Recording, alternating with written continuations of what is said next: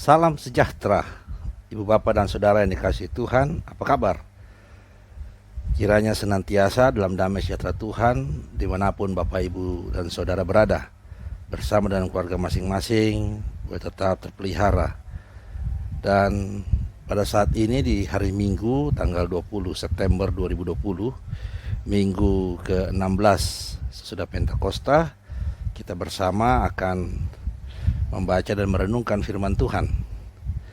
Mari sebelumnya kita mohon bimbingan Roh Kudus, kita berdoa. Bapa di sorga, di dalam kasih Tuhan Yesus, pimpinlah kami Tuhan di dalam merenungkan firman-Mu. Engkau memperkenankan kami pada saat ini untuk menerima sabda-Mu, dan Roh-Mu yang kudus kiranya berkenan untuk menuntun kami, menaungi kami agar dapat memahami sabda-Mu Tuhan. Di dalam nama Yesus Kristus kami berdoa, amin. Ibu Bapak dan Saudara yang dikasihi Tuhan, firman Tuhan tertulis dalam Mazmur pasal 127 ayat 1 sampai ayatnya yang kelima. Mazmur pasal 127 ayat 1 sampai ayatnya yang ke-5, yang diberi judul oleh Lembaga Alkitab Indonesia, Berkat Tuhan Pangkal Selamat, Nyanyian Ziarah Salomo. Jikalau bukan Tuhan yang membangun rumah, sia-sialah usaha orang yang membangunnya. Jikalau bukan Tuhan yang mengawal kota, sia-sialah pengawal berjaga-jaga. Sia-sialah kamu bangun pagi-pagi dan duduk-duduk sampai jauh malam, dan makan roti yang diperoleh dengan susah payah, sebab ia memberikannya kepada yang dicintainya pada waktu tidur. Sesungguhnya anak-anak lelaki adalah milik pusaka daripada Tuhan, dan buah kandungan adalah suatu upah. Seperti anak-anak panah di tangan pahlawan, demikianlah anak-anak pada masa muda. Berbahagialah orang yang telah membuat penuh tabung panahnya dengan semuanya itu. Ia tidak akan mendapat malu apabila ia berbicara dengan musuh-musuh di pintu gerbang. Demikianlah pembacaan Alkitab. Berbahagialah setiap orang yang menerima firman Tuhan dan memeliharanya di dalam kehidupannya setiap hari. Haleluya. Ibu Bapak dan Saudara yang dikasihi oleh Tuhan kita Yesus Kristus, firman Tuhan pada saat ini seringkali digunakan atau disampaikan dalam ibadah-ibadah di saat orang mau membangun rumah atau mau masuk rumah baru. Terutama untuk ayat 1 dan 2.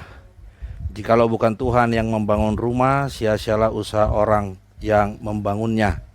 Nah, seringkali ayat 1 ini dipakai, atau seringkali ayat 1 ini disampaikan di saat ibadah untuk mulai bangun rumah atau memasuki rumah baru. Padahal Mazmur ini, Ibu Bapak dan Saudara, itu ada 5 ayat. Mengapa ayat 3 dan 5 seringkali tidak diikutsertakan? Karena kalau diikutsertakan ayat 3 sampai 5 ini, maka akan muncul pemahaman yang berbeda dengan yang didapat jika hanya mengutip ayat 1 dan ayat 2. Memang terlihat berbeda antara ayat 1 dan 2 dengan ayat 3 sampai 5. Kalau dalam Alkitab yang saya pegang ini, semacam ada jarak antara 1 dan 2 dan 3 sampai 5. Ayat 1 dan 2 bicara tentang pemeliharaan Tuhan, sementara ayat 3 sampai 5 itu berbicara tentang anak-anak. Pemeliharaan Tuhan dalam ayat 1 dan 2 itu berbicara terkait dengan kenyamanan, yaitu rumah. Jikalau bukan Tuhan yang membangun rumah, itu bicara soal kenyamanan. Lalu juga berbicara soal keamanan atau perlindungan. Pada ayatnya yang 1 juga, jikalau bukan Tuhan yang mengawal kota, sia-sialah pengawal berjaga-jaga. Dan bicara soal kesejahteraan atau kemakmuran, ada ayat 2, sia-sialah kamu bangun pagi-pagi dan duduk sampai jauh malam dan makan roti yang diperoleh dengan susah payah. Ini pasti bicara tentang kemakmuran. Nah, ini berbicara tentang apa yang Tuhan lakukan terkait dengan 3 hal itu di dalam kehidupan umatnya, yaitu kenyamanan rumah, keamanan, pengawalan, dan kemakmuran atau kesejahteraan, yaitu ketersediaan makan dan minum. Nah, sedangkan ayat 3 sampai 5 itu berbicara tentang keberadaan anak-anak atau tentang generasi muda. Nampak sekali ayat 3, sesungguhnya anak laki-laki adalah milik pusaka Tuhan dan buah kandungan adalah suatu upah. Lalu ayat 4, seperti anak-anak panah di tangan pahlawan, demikianlah anak-anak pada masa muda. Nah, Ibu Bapak Saudara, marilah sekarang kita fokus pada ayat 3 sampai 5 untuk mengetahui apa maksud dari pasal ini, pasal 127 ini secara keseluruhan. Ayat 3 berbicara tentang anak-anak sebagai anugerah, ya, baik itu anak laki ataupun anak perempuan. Kok bisa anak perempuan ikut di situ, sedangkan ditulis di sini anak-anak lelaki? Memang tidak secara tersirat, tidak secara tersurat, Ibu Bapak Saudara. Ya, karena memang di sini problemnya terletak pada terjemahan daripada Alkitab kita yang dibuat oleh Lembaga Alkitab Indonesia. Problemnya atau masalahnya di situ. Kata anak laki-laki, anak-anak lelaki pada ayat 3 ini diterjemahkan dari kata ben, bahasa Ibrani ben, yang artinya harafiahnya memang anak lelaki. Namun dalam penggunaannya di Alkitab di Perjanjian Lama, tidak selalu ben itu digunakan untuk anak lelaki. Misalnya dalam Kejadian pasal 46 ayat 17 disebut anak-anak Asyer, ben Asyer adalah Yimna, Yiswa, Yiswi, Beria, dan Serah. Nah, ben Asyer itu Yimna, anak-anak Asyer, ben Asyer itu Yimna, Yiswa, Yiswi, Beria, dan Serah. Nah, Serah itu adalah anak perempuan, dia bukan anak lelaki. Dengan demikian, meskipun secara harafiah ben itu artinya adalah anak lelaki, namun secara umum dalam konteks pemahaman Alkitab di Perjanjian Lama, ben itu dipahami sebagai anak-anak, baik itu lelaki ataupun perempuan. Jadi jangan hanya terbatas pada anak laki-laki semata, karena yang tertulis pada ayat 3 pasal 127 ini anak lelaki. Ya, namun tetap kita mesti mengacu pada pandangan umum dari istilah asli dari bahasa Ibrani ben ini, yang dalam konteks bacaan Alkitab atau dalam konteks Perjanjian Lama itu tidak hanya ditujukan kepada anak lelaki, tetapi juga anak perempuan. Jadi sebenarnya sesungguhnya anak-anak adalah milik pusaka Tuhan. Nah, Ibu Bapak dan Saudara, poin utama sebenarnya itu terletak pada ayat 4. Pemazmur memberi petunjuk dalam memandang dan bersikap pada anak-anak. Nah, anak-anak di sini ayat 4 ya, seperti anak-anak panah di tangan pahlawan, demikianlah anak-anak pada masa muda. Anak di sini dipandang sebagai orang yang berusia muda atau pemuda, sama seperti yang tertulis dalam Mazmur 25. Dosa-dosaku pada waktu muda dan pelanggaran-pelanggaranku janganlah kau ingat. Nah, kepada anak-anak muda, pemazmur menyampaikan firman Tuhan untuk bagaimana umat Israel harus memperlakukan anak-anak muda itu seperti pahlawan memperlakukan anak-anak panah di tangannya. Ya, ayat 4, seperti anak-anak panah di tangan pahlawan. Jadi dalam ayat 4 ini pemazmur ingin mengatakan kepada umat Israel bagaimana cara mereka memperlakukan anak-anak mereka, lelaki atau perempuan, itu sama seperti bagaimana pahlawan memperlakukan anak-anak panah di tangannya. Apa yang dilakukan pahlawan kepada anak-anak panahnya? Ia terbiasa akan membersihkan anak-anak panahnya, menyerutnya, mengasahnya, merapikan bulu di belakangnya, agar dapat terbang melesat dengan stabil. Intinya, anak-anak panah di tangan pahlawan itu dibentuk dan dirawat sedemikian rupa agar saat digunakan dapat melesat dengan kencang dan stabil serta kokoh menghujam sasarannya. Nah, hal yang sama juga yang diminta pemazmur untuk dilakukan kepada anak-anak muda. Mereka itu harus dididik, anak-anak muda itu harus dibina, ditempa dan diajar agar terampil dan memiliki karakter yang kuat, sehingga mampu bertahan berhadapan dengan tekanan ataupun tantangan kehidupan. Pemazmur mengandaikannya seperti berhadapan dengan musuh-musuh di pintu gerbang, ayat yang kelima. Ia tidak akan dapat malu apabila ia berbicara dengan musuh-musuh di pintu gerbang. Jadi anak-anak muda itu harus diperlakukan dengan mendidik mereka dengan didikan, dengan binaan, dengan tempaan dan dengan ajaran agar mereka terampil dan punya karakter yang kuat dalam menghadapi tantangan maupun tekanan kehidupan. Nah, Ibu Bapak dan Saudara yang dikasihi Tuhan, perlu kita ketahui pada ayat yang kelima tadi saya sudah sampaikan musuh-musuh di pintu gerbang. Nah, pintu gerbang itu Ibu Bapak dan Saudara adalah suatu istilah yang dipakai untuk menyebut lembaga pengadilan pada masa itu yang memang letaknya dekat dengan pintu gerbang kota. Nah, pengadilan itu menjadi tempat untuk memutuskan berbagai perkara dalam kehidupan bermasyarakat.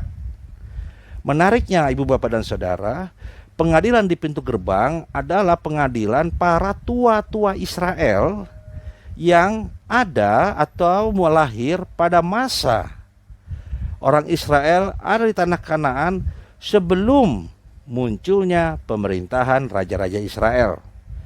Dan ketika muncul pemerintahan raja-raja, pengadilan pintu gerbang tidak ada. Tapi ketika orang Israel dibuang, kerajaan Israel pecah, terus kemudian direbut oleh Babilonia, Yehuda dan Israel, dan dibuang mereka. Nah, lepas dari setelah mereka kembali dari pembuangan, tidak ada raja-raja, pengadilan di pintu gerbang kembali muncul. Ya. Para tua-tua Israel sebagai para pengadilnya. Jadi pintu gerbang ini, institusi pengadilan di pintu gerbang ini ada saat orang Israel tidak memiliki raja, baik sebelum masa kerajaan, masa raja-raja, atau setelah kembali dari pembuangan, yaitu masa sesudah para raja. Nah, itu artinya sangat besar kemungkinan bahwa pasal 127 meskipun disebut sebagai nyanyian ziarah Salomo, bukan ditulis pada zaman Raja Salomo. Karena pada zaman Raja Salomo tidak ada yang namanya pengadilan pintu gerbang. Nah, ini patut kita ketahui Ibu Bapak Saudara.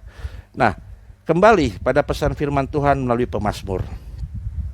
Dengan melihat makna dari ayat 3 sampai 5, maka kita dapat memahami bahwa ayat 1 dan ayat 2 itu sebenarnya, ya, ayat 1 dan 2 itu sebenarnya adalah bantahan pemazmur terhadap hal-hal yang terkait dengan kenyamanan, dengan keamanan, dan dengan kesejahteraan sebagai hal yang penting atau terpenting untuk diupayakan.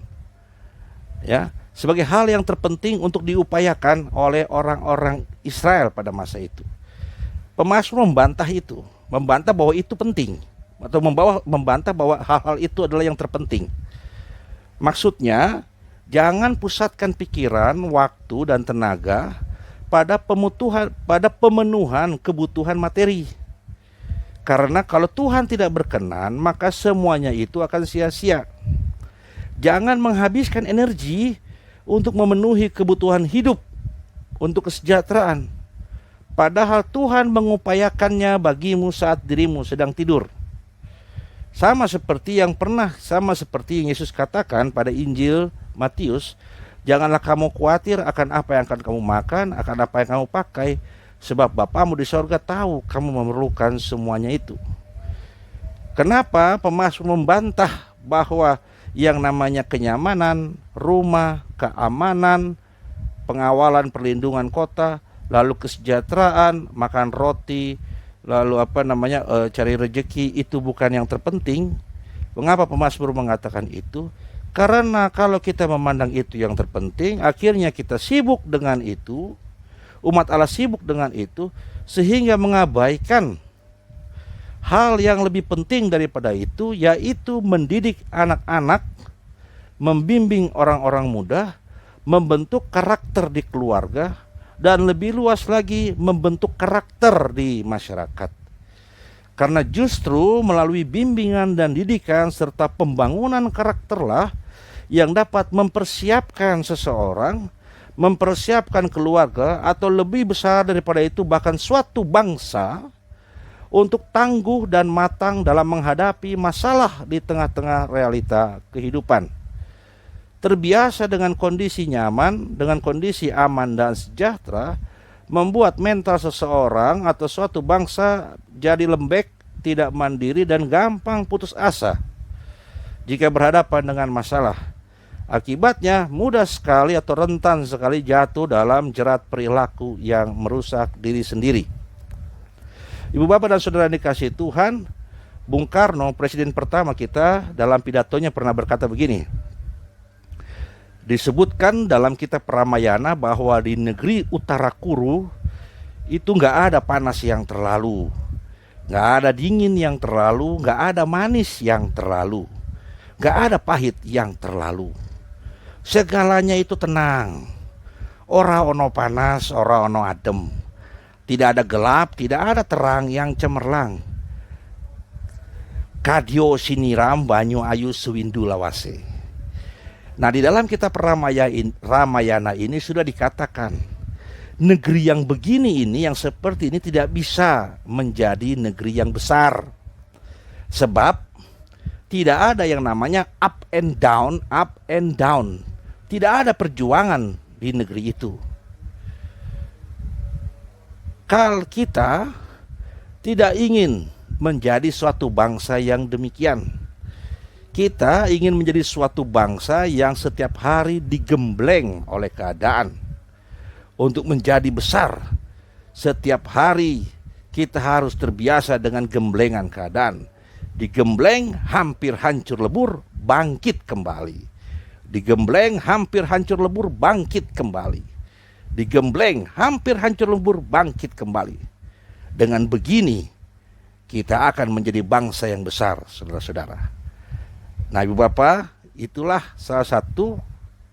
cuplikan dari pidato Bung Karno yang mau berkata bahwa untuk menjadi bangsa yang besar itu dia harus muncul, hadir, lahir dari gemblengan kondisi dan situasi. Dia hadir dari perjuangan. Dia hadir dari sebuah upaya yang keras untuk berhadapan dengan tantangan dan tekanan. Itulah yang akan membuat dia menjadi bangsa yang punya karakter yang kuat, sehingga punya potensi untuk menjadi bangsa yang besar. Nah, selain itu ada juga seorang jenderal Amerika pada masa Perang Dunia Kedua yang berhasil mengalahkan dominasi Jepang di Asia, yaitu Jenderal MacArthur. Nah, dia menulis sebuah doa kepada anaknya. Dia menulis sebuah doa yang kemudian itu menjadi puisi yang dia kirim buat anaknya. Begini Bapak Ibu Saudara, bunyi doanya. Tuhanku, bentuklah putraku menjadi manusia yang cukup kuat untuk mengetahui kelemahannya dan berani menghadapi dirinya sendiri saat dalam ketakutan. Manusia yang tegar dan tabah dalam kekalahan, tetap jujur dan rendah hati dalam kemenangan. Bentuklah putraku menjadi manusia yang berhasrat mewujudkan cita-citanya dan tidak hanya tenggelam dalam angan-angannya saja. Tuhanku, aku mohon janganlah pimpin putraku di jalan yang mudah dan yang lunak, namun tuntunlah dia di jalan yang penuh hambatan dan godaan, yang penuh kesulitan dan tantangan. Tuhanku, biarkanlah putraku belajar untuk tetap berdiri di tengah badai dan senantiasa belajar untuk mengasihi mereka yang tidak berdaya. Ajarilah dia berhati tulus dan bercita-cita tinggi, sanggup memimpin dirinya sendiri sebelum mempunyai kesempatan untuk memimpin orang lain. Manusia yang sanggup menggapai masa depan, namun tak pernah melupakan masa lampau. Dan pada akhirnya, bila semua itu terwujud, hamba-Mu ini Tuhan, ayahnya, dengan berani dapat berkata, hidupku tidaklah sia-sia. Ibu bapak dan saudara, tidak banyak orang tua zaman sekarang yang berpikir tentang anaknya seperti Jenderal Douglas MacArthur ini. Tapi kembali kepada firman Tuhan saat ini, bahwa untuk menjadikan anak-anak, untuk menjadikan orang-orang muda, untuk menjadikan keluarga atau suatu bangsa dia dapat tangguh, dia dapat bertahan, dan dia dapat berkembang dan menjadi besar, maka dia harus punya karakter yang kuat. Dan karakter yang kuat itu lahir dari didikan. Karakter yang kuat itu lahir dari pengalaman. Dia lahir dari ajaran yang benar. Dan dia juga muncul dari situasi dan kondisi yang penuh pergumulan. Karena dengan karakter yang kuat itu, seseorang, keluarga, dan suatu bangsa dapat menjemput kebahagiaan. Seperti yang Tuhan katakan pada ayat 5. Berbahagialah orang yang telah membuat penuh tabung panahnya dengan semuanya itu. Ia tidak akan mendapat malu apabila ia berbicara dengan musuh-musuh di pintu gerbang. Punya karakter yang kuat, yang diproses dari pelajaran dan pengalaman, yang lahir dari bimbingan, didikan, dan pergumulan, justru akan membuat siapapun tidak jauh dari kebahagiaan. Ini yang mau disampaikan oleh pemazmur. Ini yang mau disampaikan oleh Tuhan melalui Mazmur 127 kepada kita. Memang penting yang namanya harta, yang namanya perlindungan, yang namanya makan minum, itu penting. Rumah itu penting. Tapi yang lebih penting daripada semuanya itu adalah karakter. Karena karakterlah yang memungkinkan seseorang dia tetap berada dalam bahagia dan damai sejahtera Tuhan, meskipun persoalan menekan dia dari atas, bawah, kiri, dan kanan. Tapi dia tetap bersuka cita dan damai sejahtera karena kuat karakternya, kuat di dalam Tuhan. Tuhan memberkati kita senantiasa. Mari kita berdoa. Puji dan syukur Tuhan, kami boleh menerima firman-Mu pada saat ini. Kuasailah kami dengan Roh-Mu yang kudus dalam kehidupan kami setiap hari untuk setia dan taat dalam melakukan firman Tuhan, dalam hidup berkenan di hadapan Tuhan. Berkatilah Tuhan setiap jemaat-Mu. Berkatilah kami umat-Mu.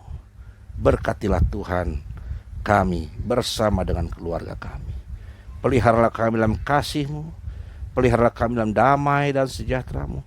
Peliharalah kami Tuhan dalam kuasa-Mu. Jauhkan kami dari yang jahat. Jauhkanlah kami dari yang mau mencelakakan kami. Jauhkanlah kami daripada setiap segala sesuatu yang hendak membuat kami jauh daripada Tuhan. Jauhkanlah kami semua daripada itu Tuhan. Dan peliharalah kami hidup dalam kehidupan kami setiap hari dengan kebutuhan kami. Kami menyerahkan segala perkara ini ke hadirat-Mu. Berkati ya Tuhan saudara-saudara kami yang sakit, berkenanlah untuk menyembuhkan mereka. Berkatilah Tuhan saudara-saudara kami yang berduka, berkenanlah untuk menghibur mereka. Berkatilah Tuhan saudara-saudara kami yang menjadi tenaga medis. Berkatilah mereka bersama dengan keluarga.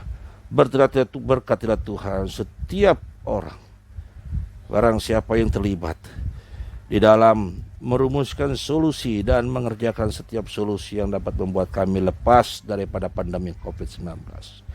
Berkenanlah ya Tuhan membuat setiap kami, jemaat-Mu, dan seluruh umat manusia sesama kami untuk bertahan menghadapi pandemi COVID-19 ini. Untuk bertahan menghadapi dampak-dampak daripada pandemi ini. Berkenanlah ya Tuhan.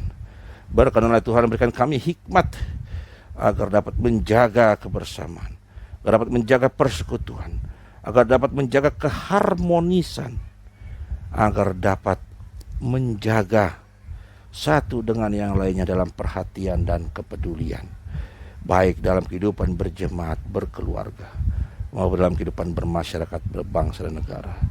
Berkatilah para pemimpin kami dengan hikmat-Mu Tuhan. Berkatilah para pemegang kekuasaan agar mereka bijak dalam mengelola segala sesuatu yang diserahkan kepada mereka untuk menghadirkan kebaikan, keadilan, perdamaian dan kesejahteraan bagi orang-orang yang mereka pimpin. Kami memohonkan berkat-Mu Tuhan, damai sejahtera dan kasih karunia-Mu hadir dalam kehidupan kami, hadir dalam kehidupan keluarga kami, hadir dalam kehidupan jemaat-Mu Tuhan, dan hadir dalam kehidupan masyarakat, bangsa dan negara kami. Dalam nama Tuhan Yesus. Amin. Selamat hari Minggu. Damai sejahtera Tuhan memenuhi kehidupan kita dan seluruh umat manusia. Amin.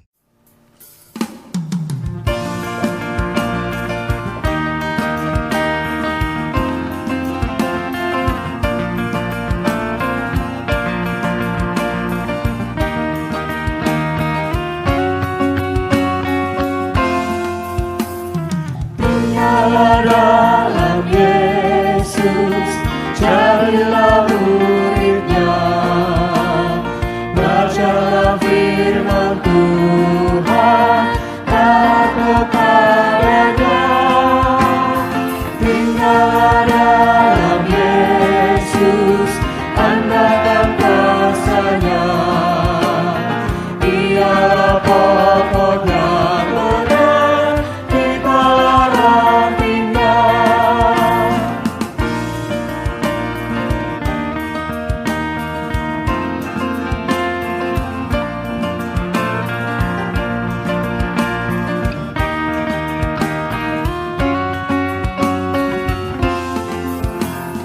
Kita sebagai